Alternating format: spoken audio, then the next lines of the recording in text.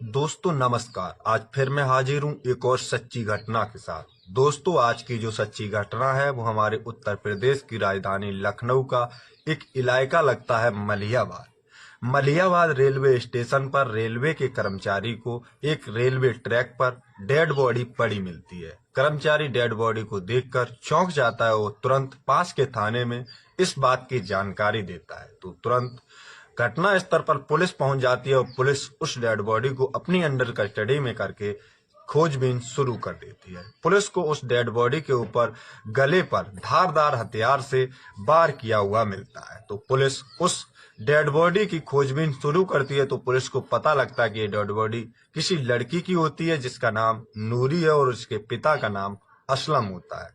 Police तुरंत ही इसके पिता असलम को इस बात की पूरी जानकारी देते हैं कि ऐसे ऐसे तुम्हारी बेटी की यह लाश मिली है। तो असलम अपने घर परिवार के साथ रोता गिड़गिड़ाता हुआ रेलवे स्टेशन के उस पुलिस स्टेशन पर पहुंच जाता है जहां पर उसकी बेटी नूरी की लाश पुलिस की अंडर कस्टडी में होती है।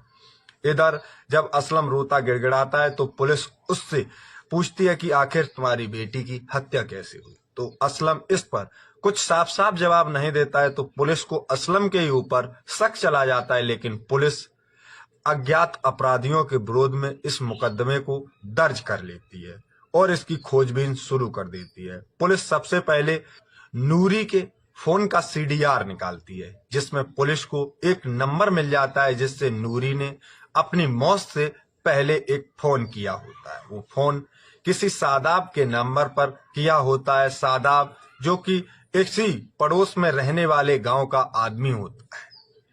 पुलिस तुरंत ही सादाब को भी अपनी अंडर कस्टडी में ले लेती है और उससे पूछताछ शुरू कर देती है। हालांकि सादाब पहले तो अपना जुर्म कबूल नहीं करता, लेकिन पुलिस जब अपनी पूरी शक्ति के साथ उससे पेश आती है तो सादाब तुरंत ही अपना जुर्म कबूल कर लेता है। और सादाब जब नूरे की मौत की कहानी सुनाता है तो पुलिस के भी पैरों तले से जमीन खिसक जाती है।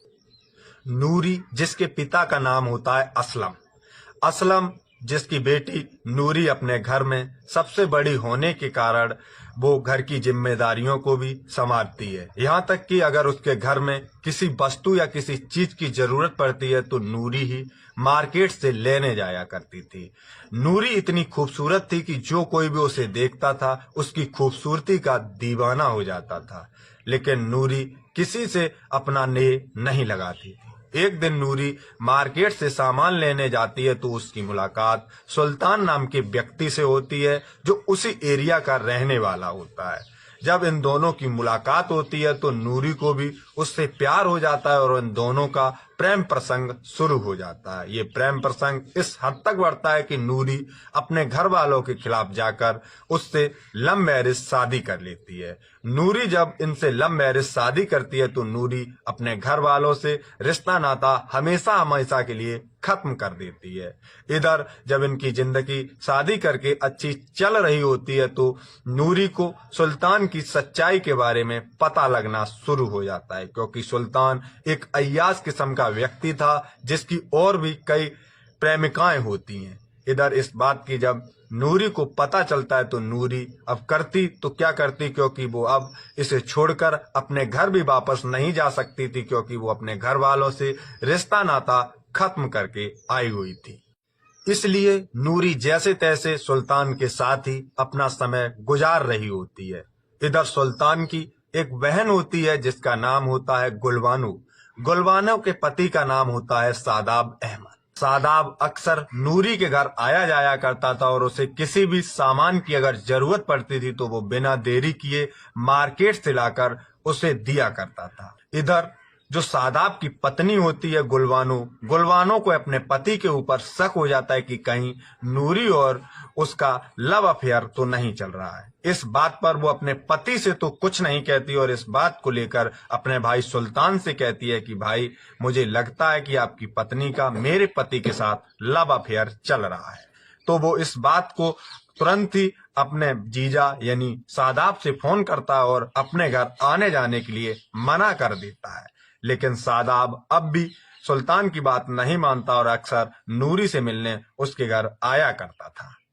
इधर जब सुल्तान की बात शादाब नहीं मानता है तो गुलबानो भी परेशान हो जाती है। गुलबानो फिर से अपने भाई सुल्तान से फोन करती है और कहती है कि भाई मेरा पति ही नहीं गलत है, आपकी पत्नी भी गलत है, क्योंकि उसका मेरे पति ही नहीं बल्कि और कई व्यक्तियों के साथ लव अफेयर चल रहा है। इस बात को सुनकर सुल्तान को गुस्सा तो बहुत आता है, लेकिन वो फिर भी अपनी पत्नी को समझाने की पूरी कोशिश करता है। तब नूरी कहती है कि आपको इस बात को लेकर गलतफहमी है, हमारा किसी के साथ लव अफेयर नहीं चल रहा है। लेकिन सुल्तान को अब पूरी तरह शक हो चुका था, क्योंकि उसके मना करने पर शादाब अक्सर नूरी से मिलने आया करता था। तो वो अब इस शक को यकीन में बदल लेता है और उसी दिन अपने जीजा शादाब और अपनी बहन गुलबानो से मिलकर इस नूरी को इस दुनिया से हटाने का तय कर लेता है और ये तीनों मिलकर नूरी को इस दुनिया से मिटाने के लिए